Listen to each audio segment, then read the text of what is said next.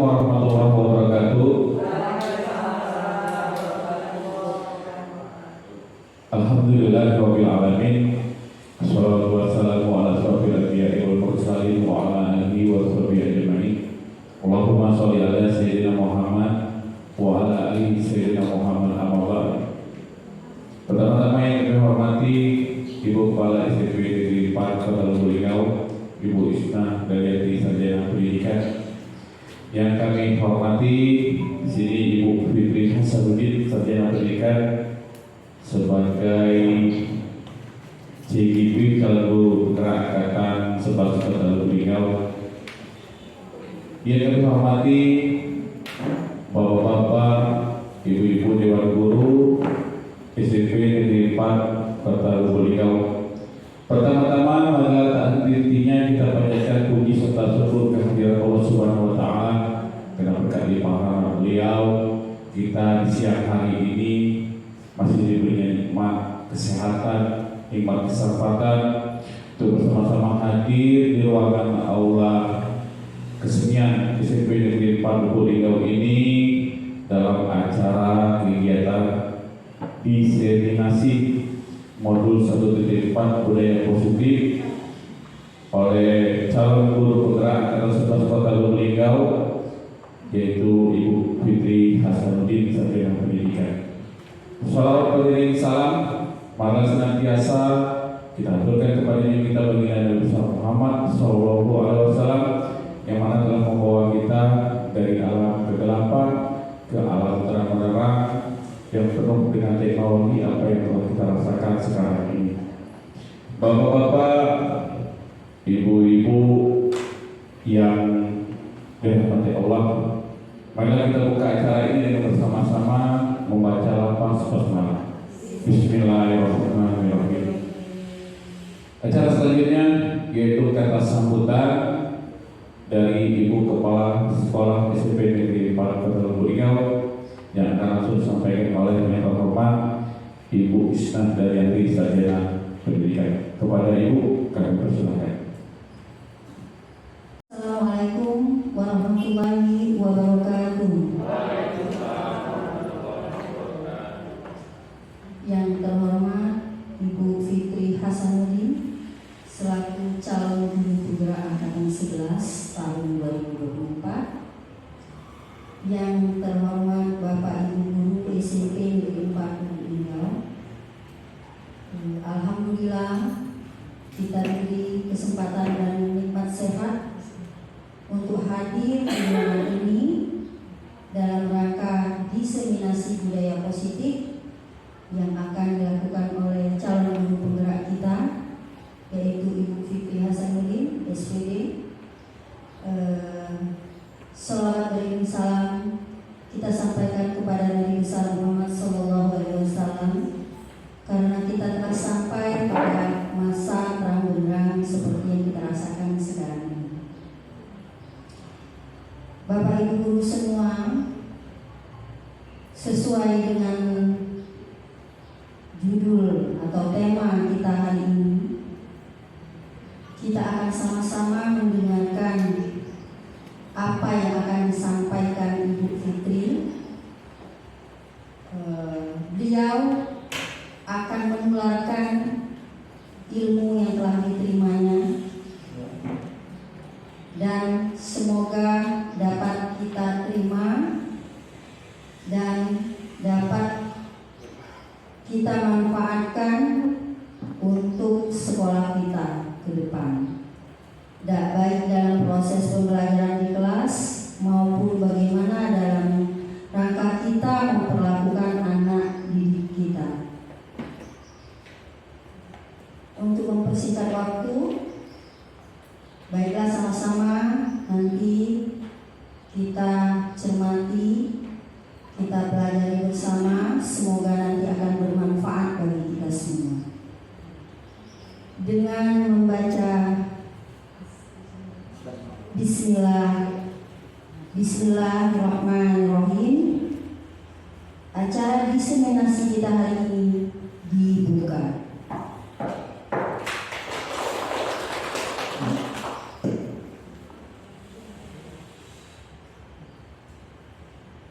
Wassalamualaikum warahmatullahi wabarakatuh. Tadi kata sambutan sekaligus membuka acara diseminasi calon guru penggerak angkatan 11 Kota Lubuk yang akan nanti disampaikan oleh langsung Ibu Fitri Hasanuddin. Selanjutnya kita langsung saja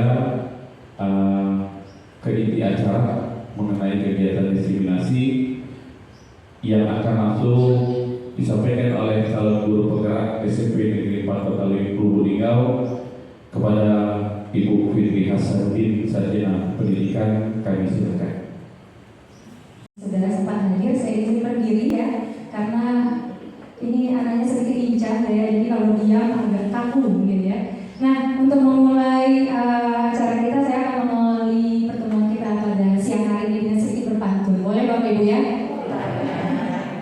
Baik, merangkum satu buku akan saya rangkum untuk dikirim ke Belgia.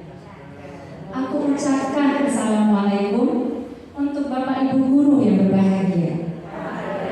Assalamualaikum warahmatullahi wabarakatuh. Baik, bismillahirrahmanirrahim. Alhamdulillahirabbil alamin. Assalatu wassalamu ala asyrofil anbiya'i wal mursalin wa ala alihi wasahbihi ajmain. Yang sama-sama kita hormati Ibu Kepala SMP Negeri 4 Ibu Isnah Dalianti. Yang saya hormati Bapak Ibu Wakil Kepala SMP Negeri 4 beserta jajarannya, Bapak Ibu Dewan Guru hebat SMP Negeri 4 Kota Lubuk Linggau yang telah berkenan hadir pada acara di siang hari ini. Pertama, saya ingin mengucapkan terima kasih yang sebesar-besarnya atas partisipasi, atas dukungan dan support yang luar biasa dari Bapak Ibu guru dalam rangka kegiatan kita, yaitu kegiatan diseminasi budaya positif di SMP Negeri 4 Kota Lubuk Linggau pada hari ini.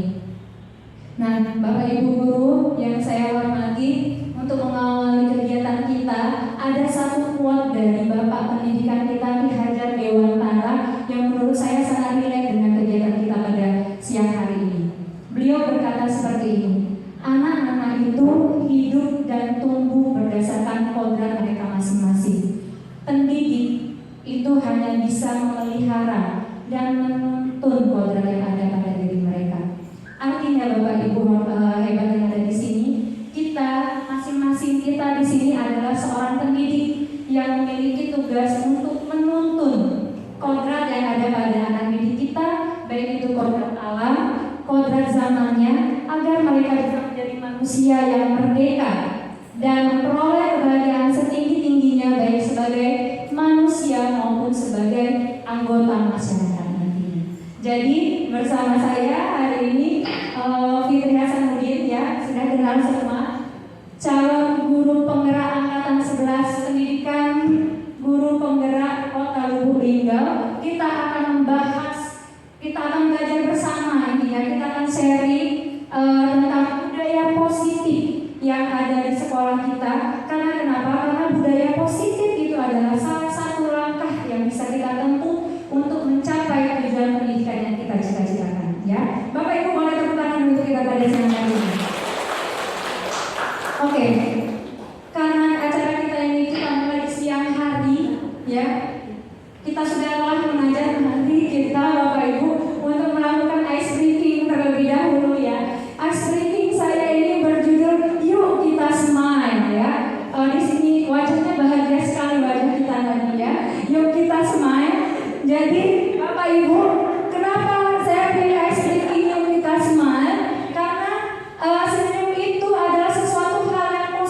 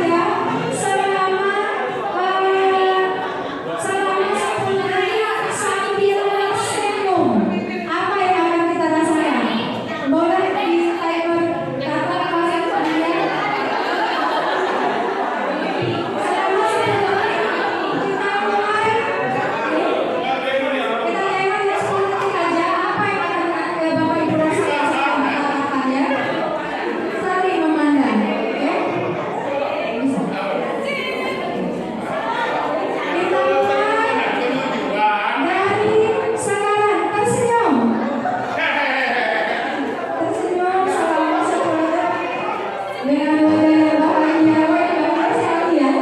Boleh tersenyum. Gimana? 15. Saya bisa bertepuk tangan untuk kita semua, begitu luar biasa. Boleh duduk kembali. Nah, Bapak Ibu Guru hebat siang hari ini. Saya ingin bertanya terlebih dahulu pandangan kita refleksi sejenak. Menurut Bapak Ibu, budaya positif apa saja yang sudah ada di SMP Negeri 4? Boleh angkat tangan? Boleh ya? Boleh ya.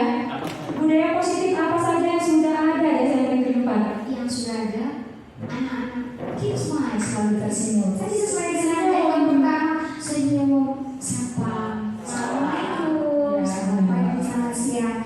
Itu yang positif pertama saya ada di sini. Terima kasih. Luar biasa. Tepuk tangan untuk Nancy. Ya, senyum ya. Senyum. Itu yang pertama sudah ada di SMP Negeri 4. Mungkin dari Pak Habibie. Apa budaya positif yang sudah ada menurut Pak Habibie di SMP Negeri 4? Apa Pak Habibie?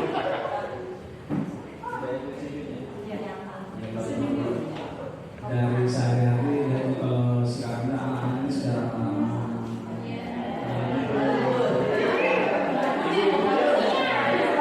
Sudah lama sama guru-gurunya ya. sudah dengan guru sudah main senyum. Oke, luar biasa ya. Itu ya. Tadi dari sebelah kanan saya mau dengar dari sebelah kiri saya. Boleh Bu Pipin?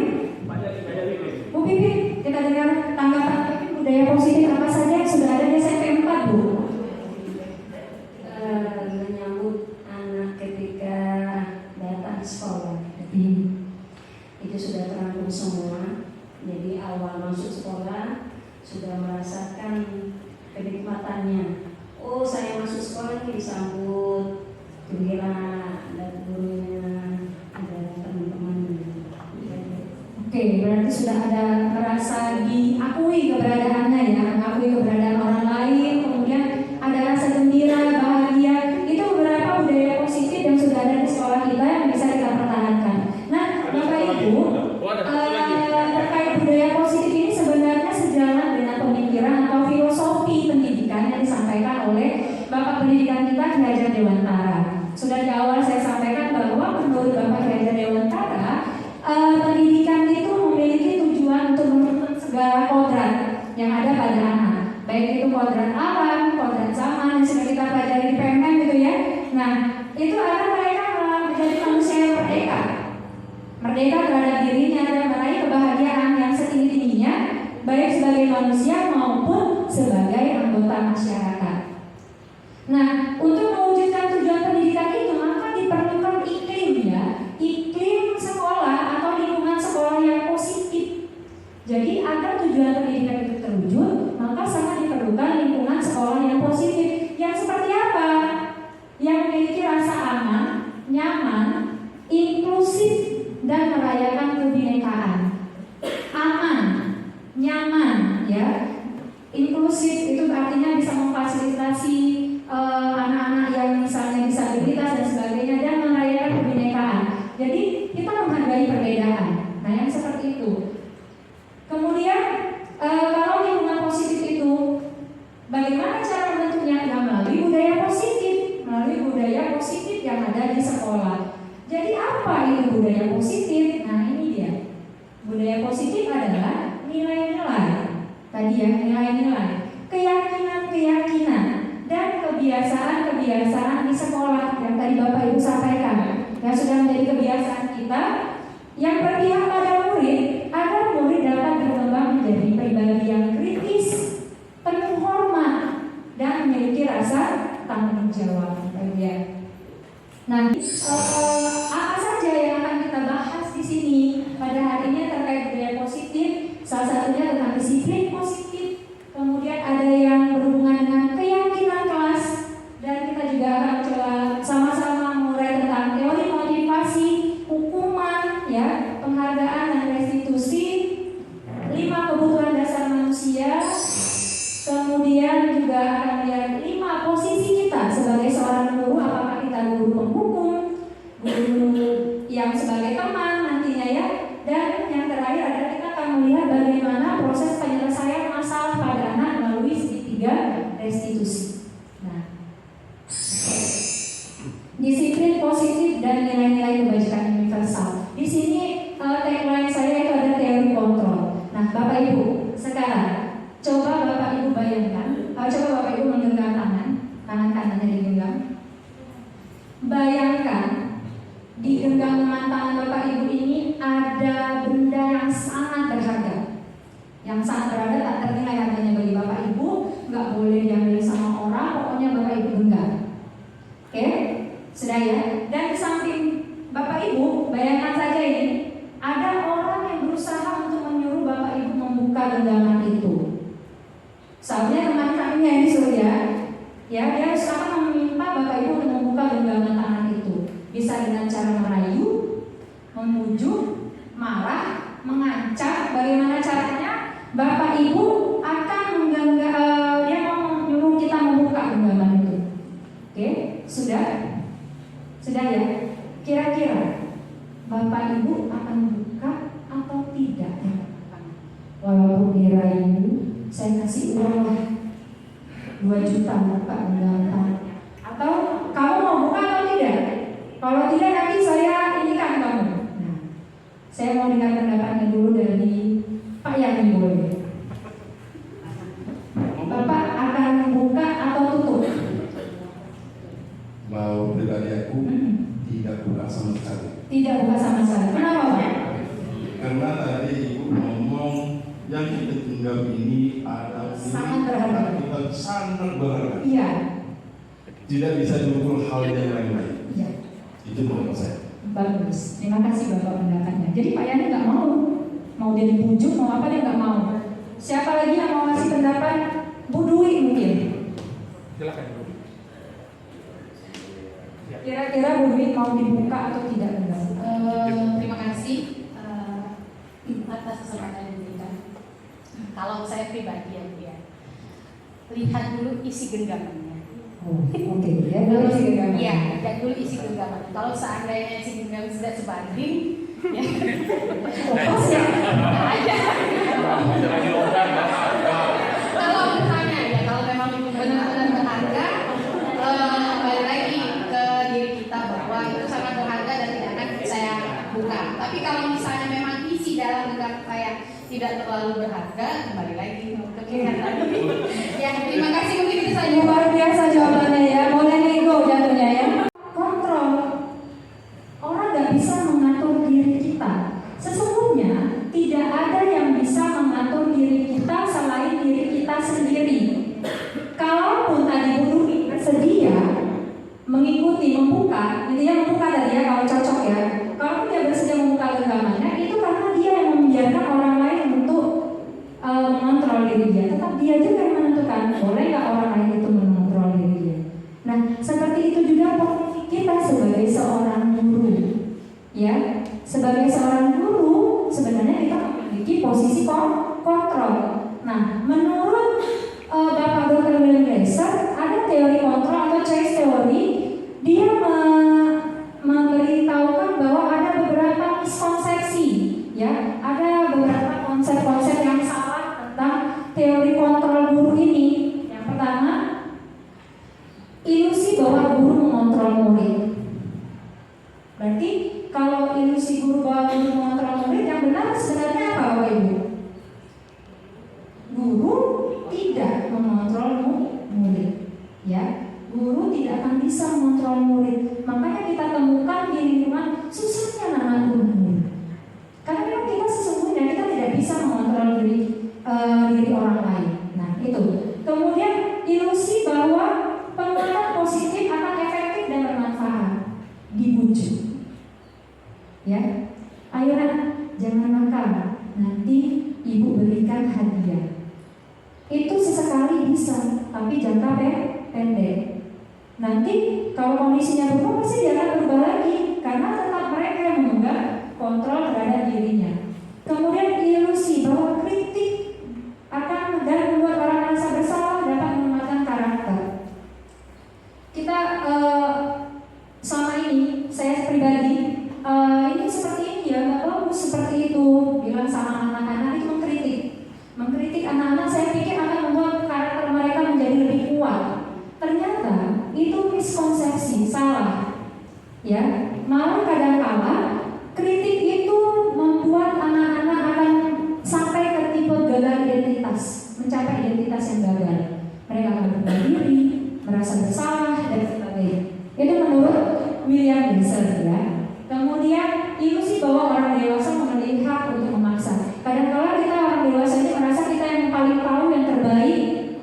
di rumah aja kita merasa kita paling tahu yang terbaik untuk anak-anak kita. Ya, padahal Padahal mereka memiliki hak untuk menentukan pilihannya sendiri. Nah, dari teori kontrol ini Bapak Ibu, paradigma kita ternyata sama ini di sini. Stimulus respon. Sedangkan kalau menurut teori kontrol, realita atau kebutuhan setiap orang itu berbeda. Benar atau tidak Bapak Ibu? Kenapa ya? Setiap orang itu memiliki kebutuhan yang berbeda-beda. Selama ini kita anggap semua kebutuhan kita sama. Artinya kita mengajar di kelas, kita menganggap semua anak itu sama. Padahal apa? Anak-anak itu berbeda. Ya, anak-anak itu berbeda. Jadi tidak bisa kita samaratakan seperti itu ya. Kemudian dia juga mengatakan bahwa kita berusaha, kita mencoba mengubah orang agar berpandangan sama dengan kita. Misalnya saya memiliki pandangan A, saya harus memaksa orang untuk sama. Padahal tidak bisa. Yang benarnya apa? Kita berusaha memahami pandangan orang lain tentang dunia. Itulah nanti jadinya saling menghargai pendapat orang. Nah, itu tentang teori kontrol. Lanjut, ada perilaku buruk dianggap sebagai suatu kesalahan. Misalnya kalau ada tindakan yang salah sama anak-anak, oh itu salah. Padahal kalau kita tanya lebih lanjut, kenapa kamu melakukan itu? Pasti dia punya tujuan. Kenapa kamu tidak masuk pelajaran IPA? Kenapa kamu tidur di pelajaran UPIN?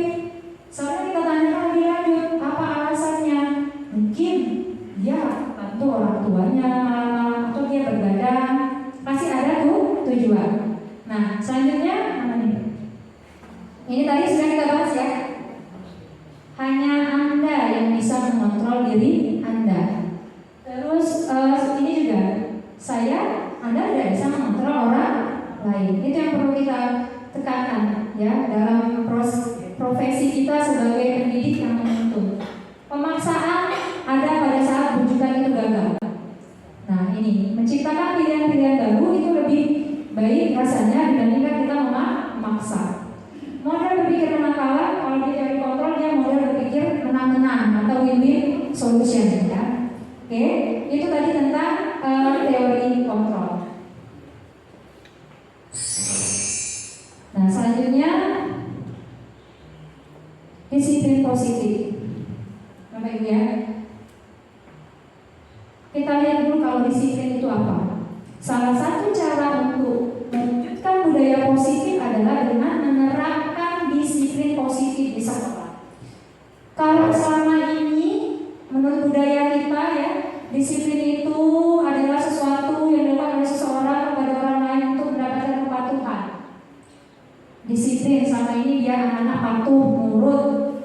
Ya, ternyata kalau versi disiplin positifnya, bagaimana cara kita mengontrol diri dan bagaimana cara kita untuk menguasai diri, memilih tindakan yang mengacu pada nilai kebajikan yang kita hargai.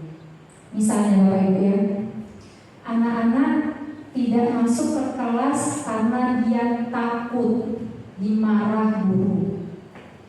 Ya, yang satunya lagi dia masuk ke kelas karena dia memang yakin sekolah itu penting. Jadi dia berusaha untuk apa nih? Untuk mengontrol dirinya. Dia berusaha untuk mengontrol dirinya berdasarkan nilai yang dia yakini tadi. Apa nilai yang dia yakininya? Bahwa sekolah itu penting. Anak-anak tidak mencuri karena ada orang. Ya. Kenapa dia karena ada nanti kelihatan orang. Tapi kalau dia seperti itu ketika orang tidak ada, mencuri kan dia? Mencuri. Tapi kalau anak-anak tidak mencuri karena dia yakin kejujuran itu penting, bahwa dia mengimani apa yang dia percaya sebagai agamanya, maka mau ada orang tidak ada orang dia tidak akan melakukan hal-hal seperti itu. Itu disiplin positif yang mau kita coba terapkan di sekolah kita. Jadi tidak ada lagi istilahnya ini tadi ya, yang disuruh kepada orang lain agar patuh. Nah nanti kita pelan-pelan mengarahkan sekolah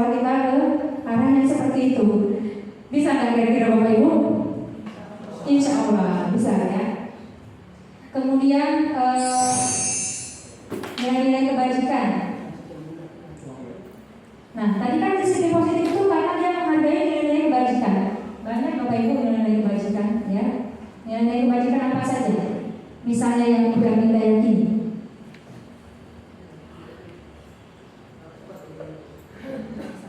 Nilai kebajikan apa yang Ibu yakini? Oh, aku pokoknya harus menjadi orang yang seperti apa?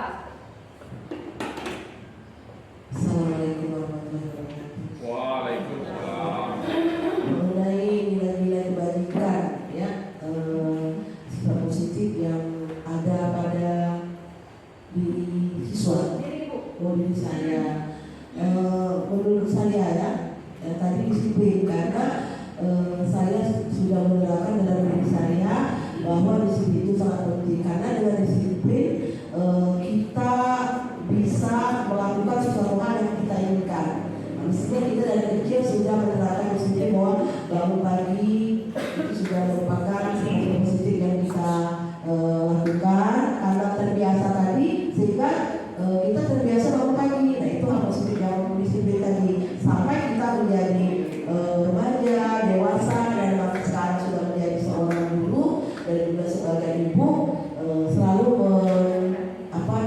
menerapkan, memberitahukan kepada siswa dan anak bahwa disiplin itu sangat penting bagi diri kita dan bagi masa depan kita di masa yang akan datang. Terima kasih. Assalamualaikum warahmatullahi wabarakatuh. Luar biasa Bapak Ibu, ya. Jadi salah satu nilai yang diyakini, nilai kebajikan yang diyakini oleh Ibu Aminta adalah disiplin. Dan saya yakin pasti Bapak Ibu yang ada di sini punya nilai-nilai keyakinan tersendiri yang sudah Bapak Ibu yakini dalam melakukan apapun yang kita kerjakan, ya. Nah, disiplin luar biasa. Kalau untuk kurikulum Merdeka, ya, itu nilai-nilai kebajikannya yang terdapat pada profil pelajar Pancasila: beriman, bertakwa pada Tuhan Yang Maha Esa, berakhlak mulia, mandiri, bernalar, berintis, berkebinekaan lomba, gotong royong, dan juga kreatif. Masih banyak nilai-nilai kebajikan lainnya yang bisa kita tanamkan kepada diri anak-anak didik kita. Nah, itu tentang disiplin positif dan nilai-nilai kebajikan.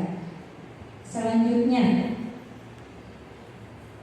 nah, teori motivasi Bapak Ibu.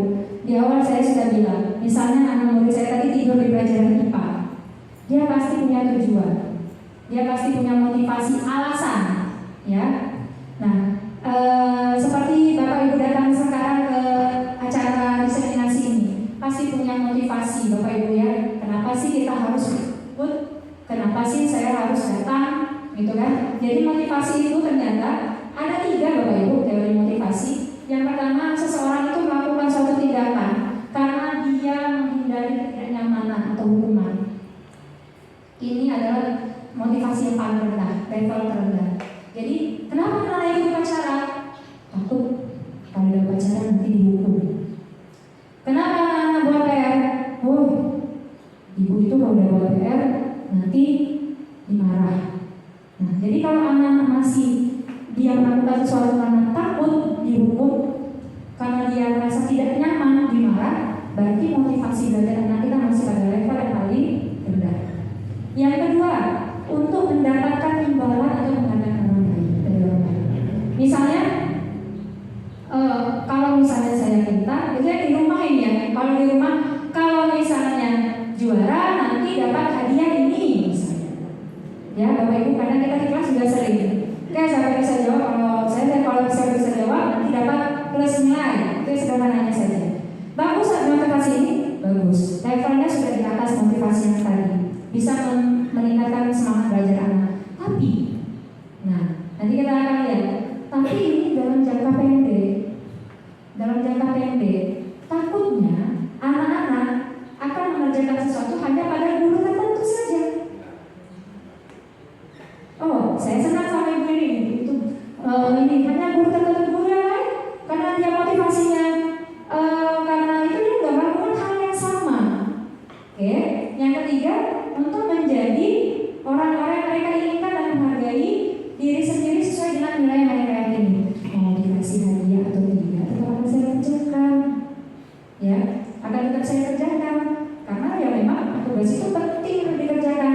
Nah, ini yang mau kita coba tanamkan ke anak-anak untuk mulai menggunakan motivasi ini dalam berperilaku. Nah, ini tadi, ya. motivasinya eksternal.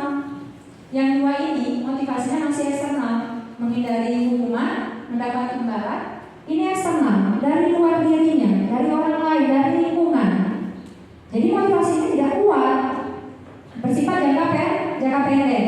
Sedangkan kalau motivasinya berasal dari dalam diri atau motivasi intrinsik memang dirinya tadi memiliki nilai kebajikan, maka dia akan melakukan itu untuk menjadi orang yang mereka inginkan. Dan karena memang dia lakukan itu karena dia menghargai diri dia sendiri. Saya tidak mencuri karena saya menghargai nilai yang saya yakini, yaitu kejujuran. Kalau kita orang muslim, saya seolah karena memang itu kewajiban saya sebagai seorang muslim, bukan karena takut dimarahi orang tua, bukan karena pengen dilihat siapa, gitu kan. Jadi alasannya tuh ada di motivasi.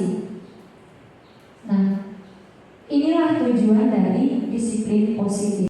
Dengan disiplin positif, anak dapat berperilaku sesuai dengan motivasi yang intrinsiknya. Oke, Bapak Ibu, sampai sini ada yang bertanyakan? Nanti ya, boleh, Pak Amin. Silakan. Silakan, Pak. Butuh. Silakan Pak Amin. Terima kasih Bu Fitri. Ya. Mungkin sedikit tanggapan mungkin ya Bu Fitri tentang teori motivasi ini. Jadi memang benar motivasi itu tadi ada 3 ya kan, dari yang paling menghindari hukuman atau yang tadi karena ada hadiah ya, dan yang ketiga sudah mengenal nilai. Tapi untuk sampai mengenal nilai itu memang dibutuhkan dari yang paling bawah, ya kan? Misalnya kayak analogi tadi seperti orang mandi, ya kan? Orang mandi itu kalau yang masih mandi ya kan dia disuruh mandi, gitu ya. Kalau selagi dia agak naik sedikit, oh ya karena dia gerah, gitu ya. Selanjutnya setelah pengertian tentang mandi tadi, oh iya memang saya ini memang membutuhkan mandi ini supaya sehat, supaya ini ya, seperti itu kan. Sama dengan teori belajar tadi. Memang kita tidak bisa langsung ke yang mengerti nilai-nilai. Makanya di sini dibutuhkan disiplin positif tadi ya. Tapi anak-anak itu memang kalau di dalam kelas bagaimana tadi ketika dia senang pelajaran ini, dia senang pelajaran ini, tidak senang. Nah inilah supaya kita sama-sama menyamakan visi. Bagaimana supaya di kelas itu anak itu senang dengan pelajaran kita masing-masing. Kenapa suka dengan pelajarannya misalnya si A tidak senang dengan si B? Oh berarti si B punya evaluasi bahwa mereka itu supaya senang seperti apa gitu ya. Paling tidak mereka itu ya tingkat senang kalau dikasih lah. Sudah naik sertifikat lah, tidak senang kalau dihukum gitu. Kalau mengerti nilai-nilai kan itu ya sudah, mereka memang ini butuh pendidikan ini butuh untuk masa depan, itu yang paling tinggi. Tapi paling tidak bagaimana kita dengan forum ini untuk sekolah kita membenahi bagaimana supaya kita sama-sama semua itu siswa itu senang ke kelas, gitu kan. Jadi kita semua guru sudah punya oh ya seperti ini nah. Kita analisis dari kebutuhan siswa bahwa anak-anak itu senang di kelas seperti ini. Mungkin kelasnya sudah catnya sudah mulai buram. Mereka itu seperti mungkin senang dibuat kayak yang ada banyak gambar-gambar seperti ini. Oh berarti kita perlu banyak gambar-gambar di kelas. Nah dari situlah sekolah harus mewadahi supaya bagaimana di kelas ini panas, ya. Mungkin di kelas ini. Nah seperti itu. Jadi memang benar. Tapi kita semua harus sama sebagai guru. Kalau ada senang dengan pelajaran ini, ya kalau perlu kita buat di sini buat angket. Angketnya kita udah dikasih nama. Oh ya bagaimana minta tolong dengan kawan yang lain untuk menilai diri kita masing-masing sebagai pendidik. Seperti itulah kita kalau mau mengevaluasi diri kita sendiri. Pil itu memang pahit, tapi itu menyehatkan. Seperti itu. Ya terima kasih Bu Fitri. Ya itu dari saya. Luar biasa, tepuk tangan untuk Pak Amin ya. Iya benar Pak Amin. Benar sekali yang Bapak sampaikan. Makanya Bapak Ibu, di sini kita bersama-sama di sini untuk kita sama-sama merubah paradigma, merubah mindset kita selama ini. Kita sama-sama mencerahkan pandangan kita terhadap diri kita yang awalnya menuntut menjadi menuntut.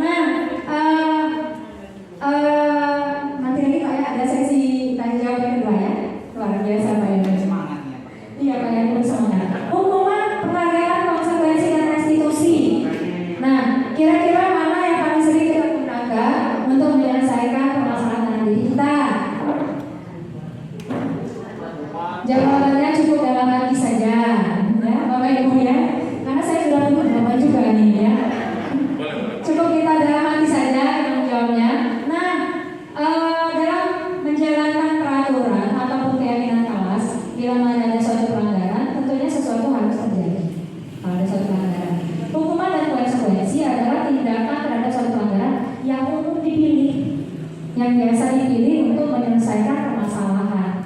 Penghargaan efektif tadi untuk jangka pendek, jika terus-menerus orang bisa tergantung dan kehilangan motivasi.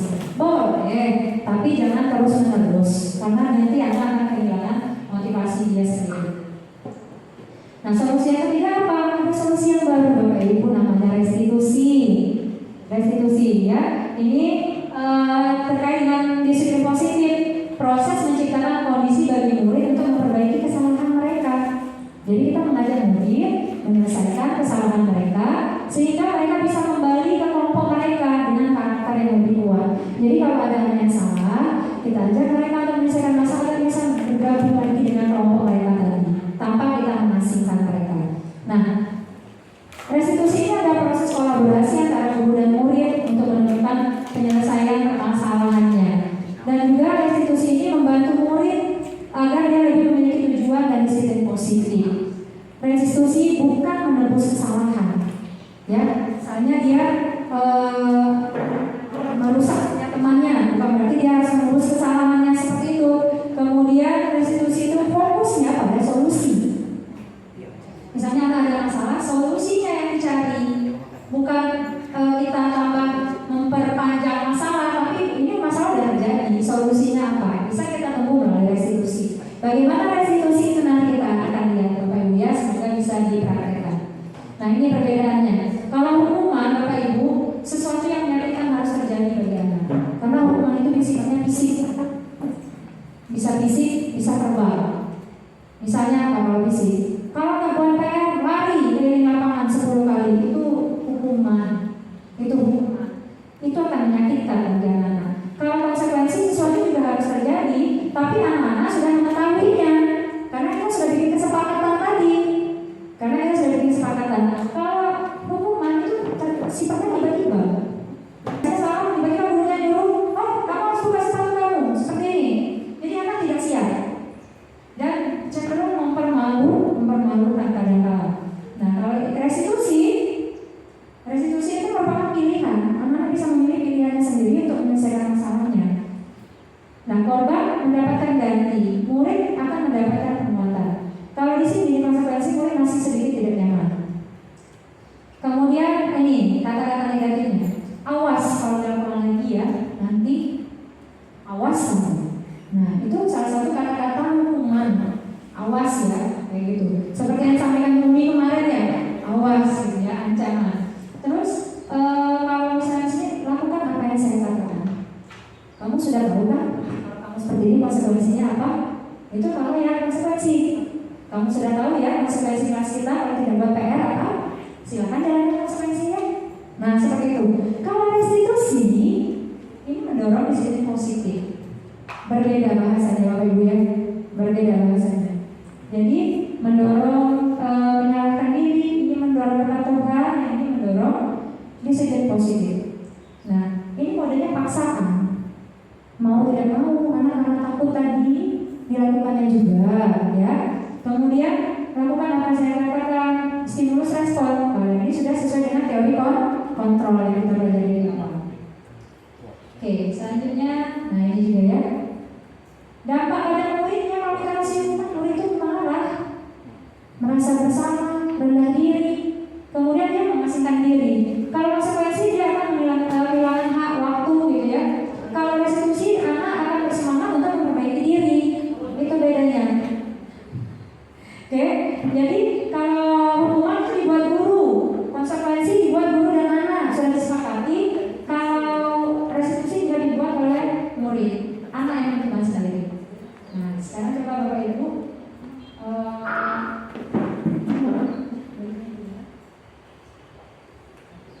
nah, kita tentukan ya, ini konsekuensi atau hukuman. Baik, terbaca nggak? Tidak. Saya saja baca. Mencatat 100 kali di dalam buku kalimat saya tidak akan terlambat lagi karena terlambat ke sekolah. Hukuman atau konsekuensi? Lari mengelilingi lapangan basket 2 kali karena terlambat. Ya. Membersihkan coretan yang dibuatnya di meja. Konsekuensi benar.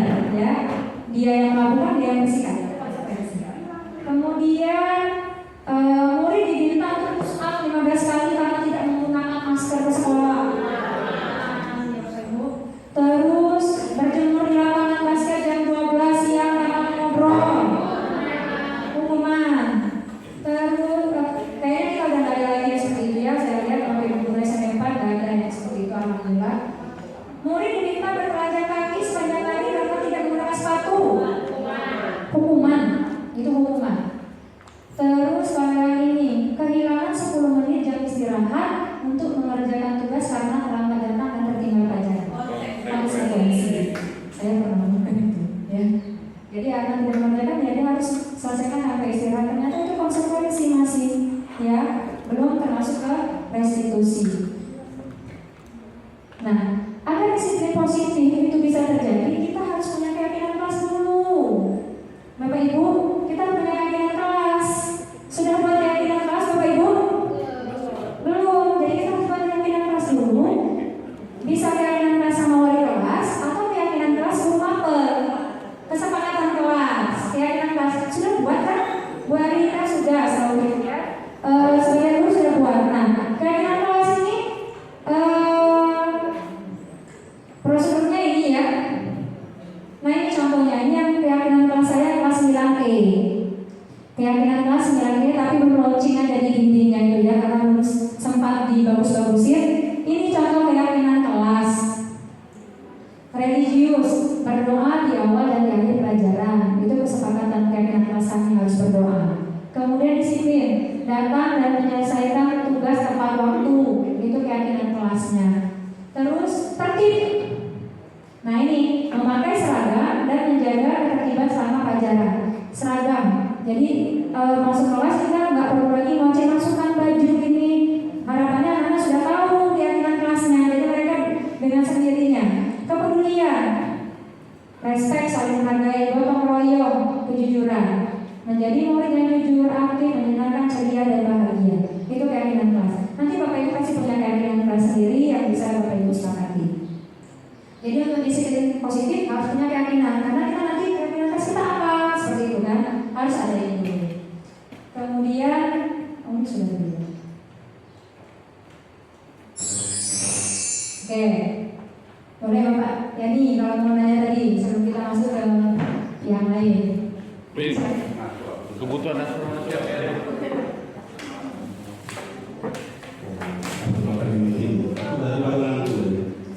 Tolong spesifik. Yang mana Pak ini?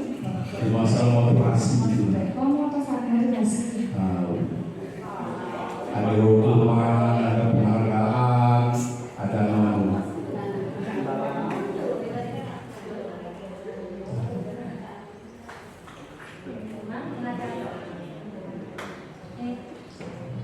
Mundur lagi.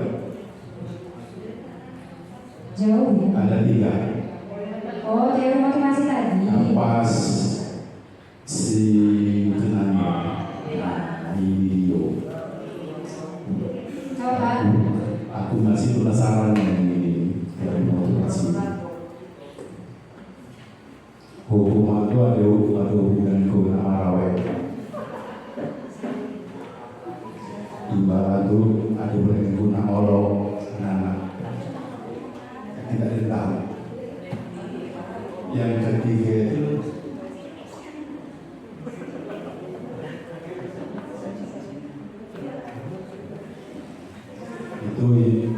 yang ketiga,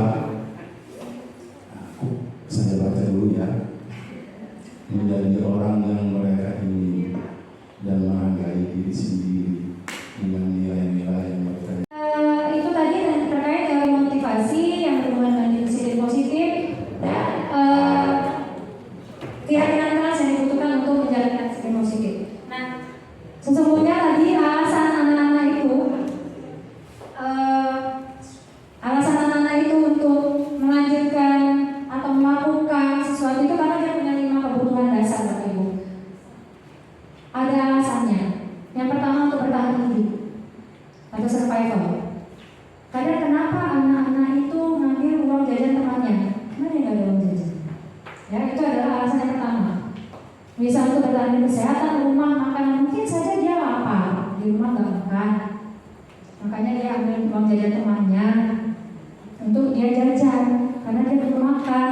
Nah, itu harus kita ketahui. Terus alasan yang kedua yaitu untuk merasa disayangi. Pernah kita menemukan anak-anak di kelas kita itu dia tersingkirkan. Kalau tersingkirkan, terasing, tidak ada temannya. Kenapa dia seperti itu? Mungkin dia butuh dihargai keberadaannya, mendapat kasih sayang, mendapatkan koneksi sosial seperti itu. Nah, kemudian kenapa dia berperilaku seperti itu? Mungkin karena dia kebutuhan dasar penguasaannya. Ini memenuhi kebutuhan dasar penguasaannya. Ada anak-anak yang ingin menonjol dalam prestasi. Dia selalu pengen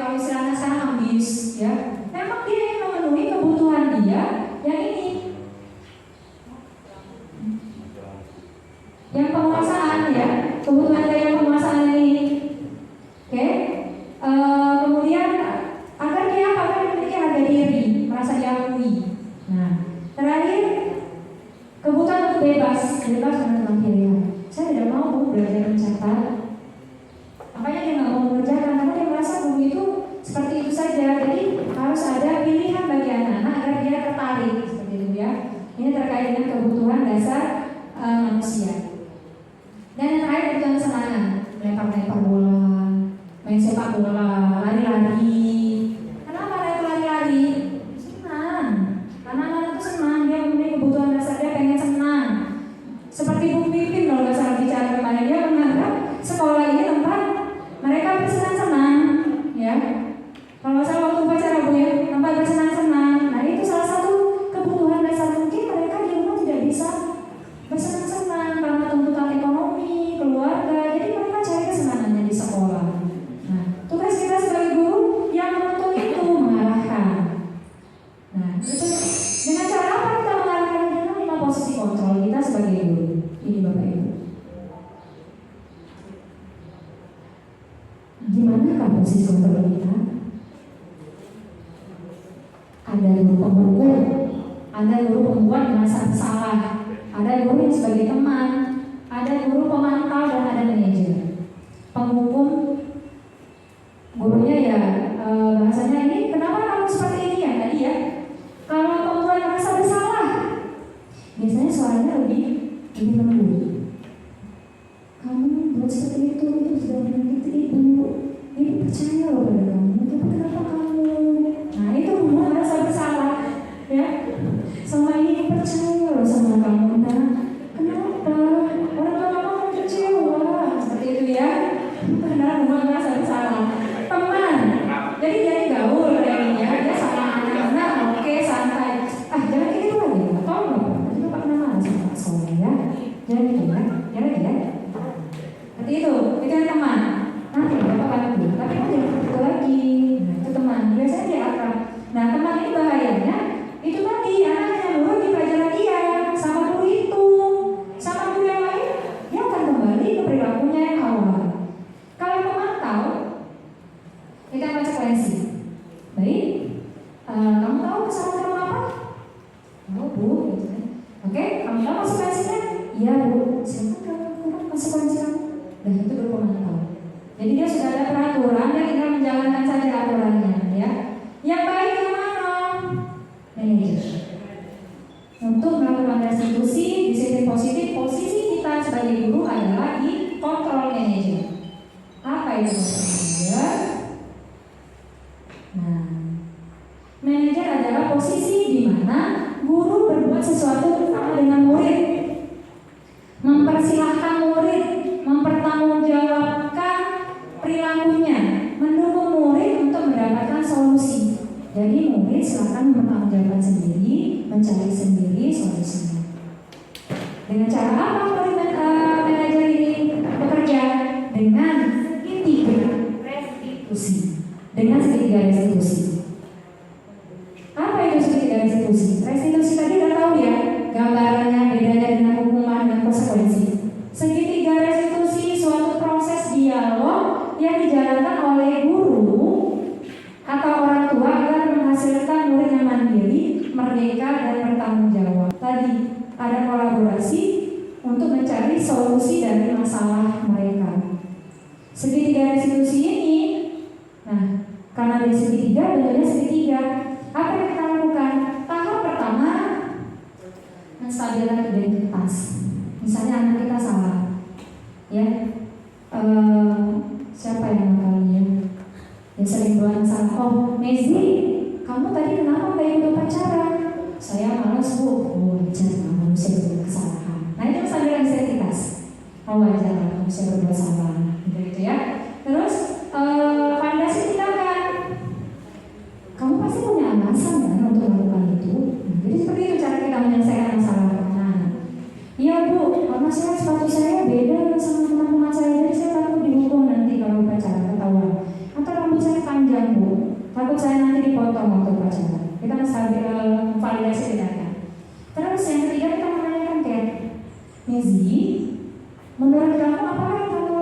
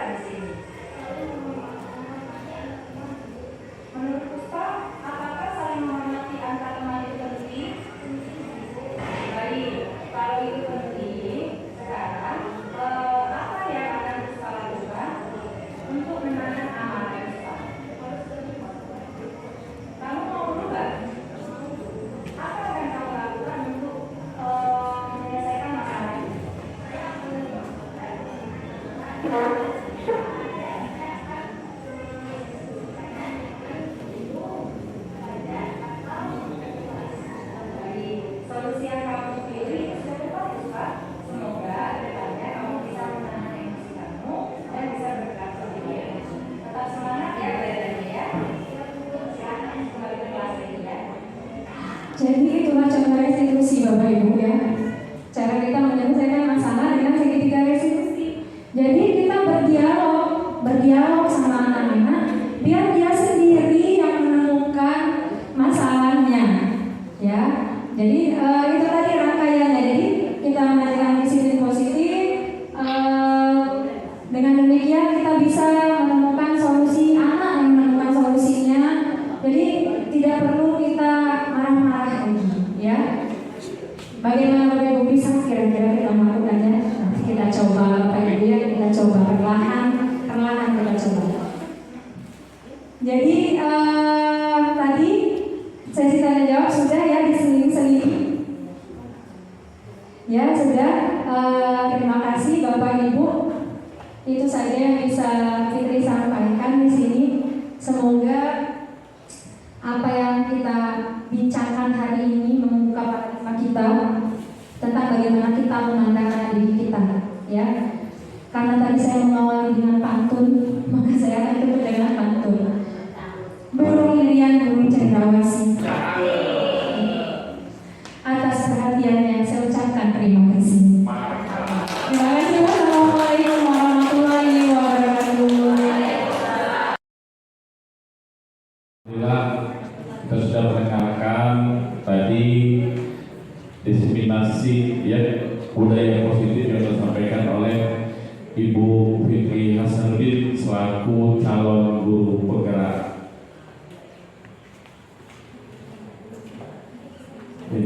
Jadi sebelum kita mengakhiri acara ini, marilah kita berdoa dulu semoga apa yang telah disampaikan tadi itu bisa menjadi penambah ilmu kita. Semoga bisa kita terapkan nanti di kelas-kelas kita. Kami silakan Pak Habibie untuk memimpin doa.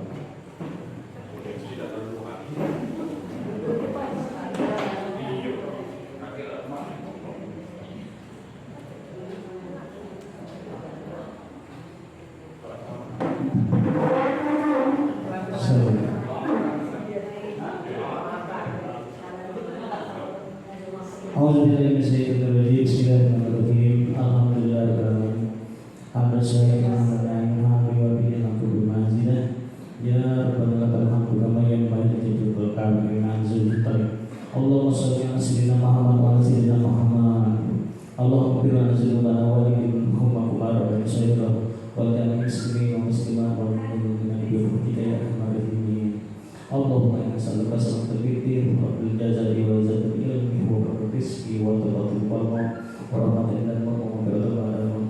Allahumma min alaina bi sabbil ma wa la tadina nar wa nizal rabbana tushkur bana wa islam hablana karama innaka tarham rabbana hab lana min as-solihin rabbana hab lana min as-solihin rabbana hab lana min as-solihin rabbana hab lana min azwajina wa dhurriyyatina qurrata a'yun waj'alna lil muttaqina imama rabbana atina fid dunya hasanah wa fil akhirati hasanah wa qina adzabannar rasulullah sallallahu alaihi wasallam subhana rabbika rabbil izzati amma yasifun wa salamun alal mursalin walhamdulillah.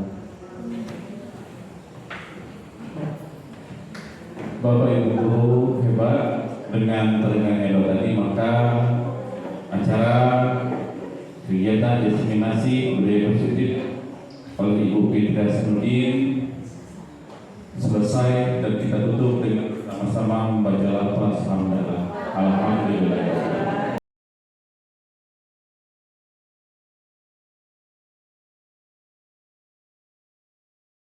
Assalamualaikum warahmatullahi wabarakatuh.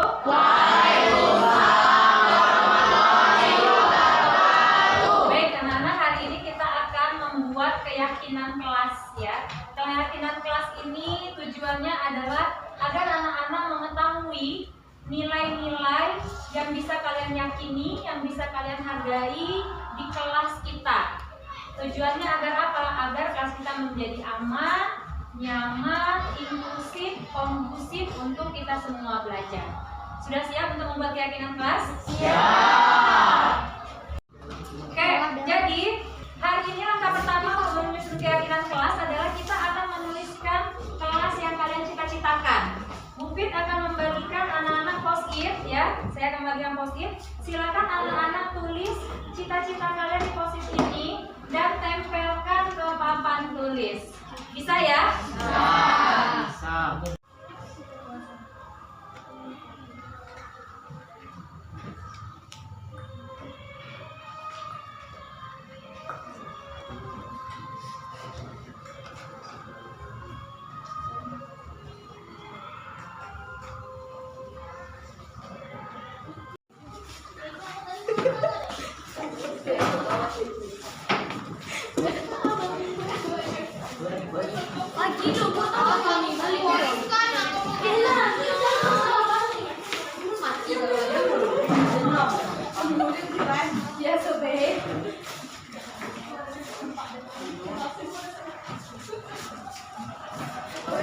Jadi anak-anak inilah impian-impian kelas yang anak-anak inginkan ya.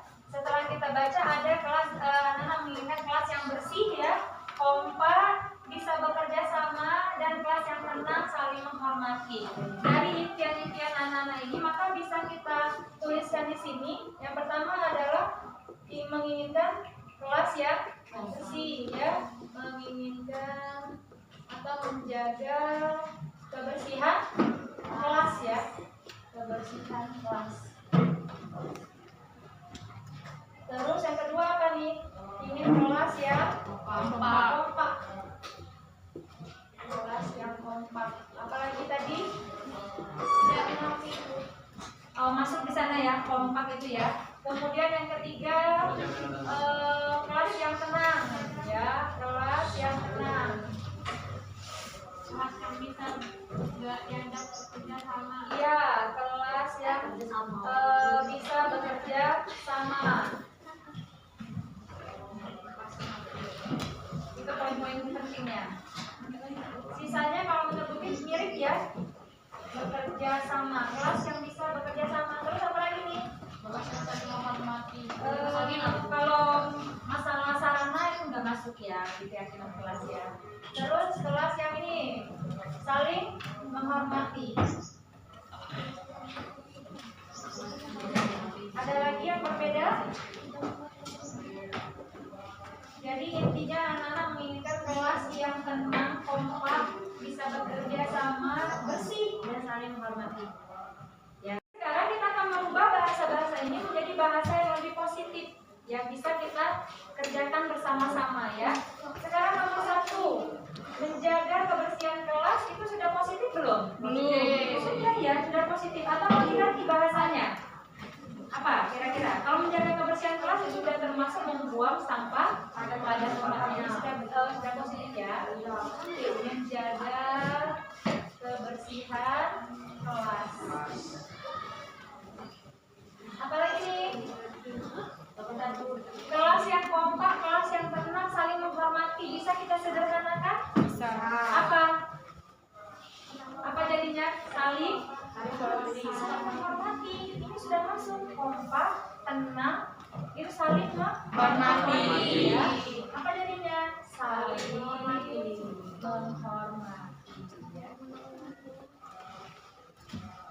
Menghormati di dalam kelas ya. Atau apa? Saling menghormati antar sesama ya.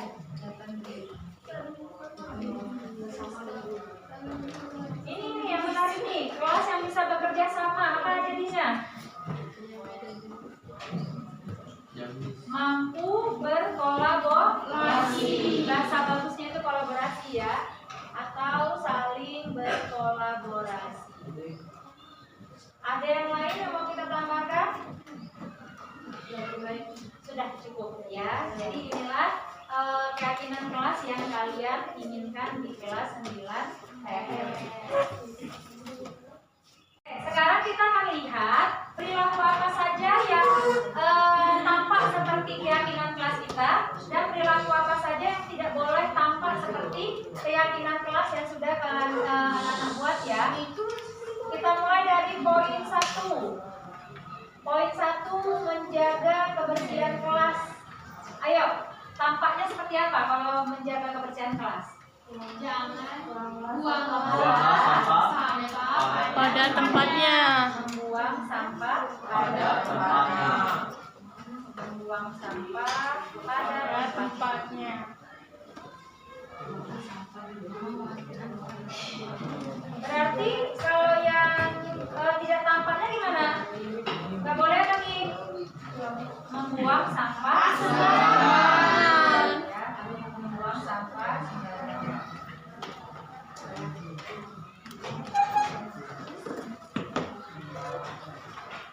Kemudian untuk poin 2, apa tuh? Saling menghormati. Dan bentuknya seperti apa? Masuk nggak ini? Tenang saat belajar. Tenang saat belajar. Sesuai dengan yang kalian inginkan. Berarti tidak boleh apa? Tidak tampak. Ribut saat belajar. Ribut saat belajar.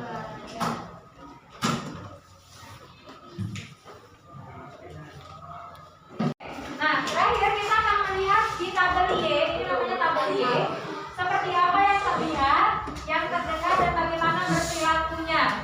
Oke, yang terlihat dulu untuk menjaga kebersihan kelas apa? Bersih. Kelasnya gimana? Bersih.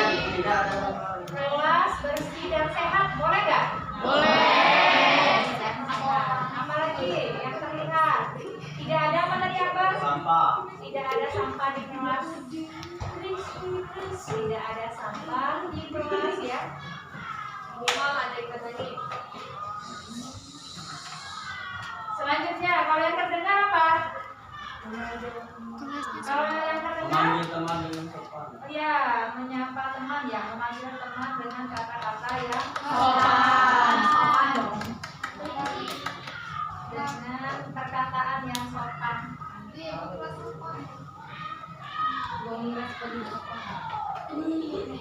Terus apa lagi? Berperilaku baik. Sopan dan baik. Menjaga sopan santun ya. Menjaga sopan santun di kelas. Inilah beberapa perilaku yang harus terlihat, terdengar, dan kalian lakukan di kelas sesuai dengan keyakinan kelas. Tadi keyakinan kelas yang sudah kita buat bersama, nanti bisa kalian pindahkan ke karton ya, terus ditempel di kelas. Semoga itu bisa jadi pedoman kita dalam berperilaku menjadi lebih baik dengan sesama teman, guru, dan semua seluruh warga sekolah yang ada di SMP Negeri 4. Terima kasih. Assalamualaikum warahmatullahi wabarakatuh. Waalaikumsalam warahmatullahi wabarakatuh.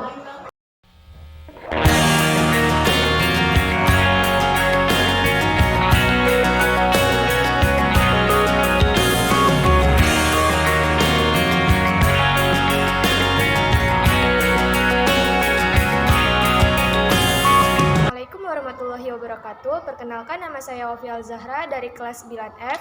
Saya bersemangat membuat keyakinan kelas bersama guru-guru dan teman-teman. Semoga dengan adanya keyakinan kelas ini membuat saya lebih nyaman lagi belajar di kelas. Terima kasih. Wassalamualaikum warahmatullahi wabarakatuh. Warahmatullahi wabarakatuh. Perkenalkan, saya Lena Fadica dari kelas 9F. Saya senang sekali karena adanya keyakinan kelas. Karena adanya keyakinan kelas, saya menjadi semangat untuk belajar. Terima kasih. Assalamualaikum warahmatullahi wabarakatuh. Bye-bye.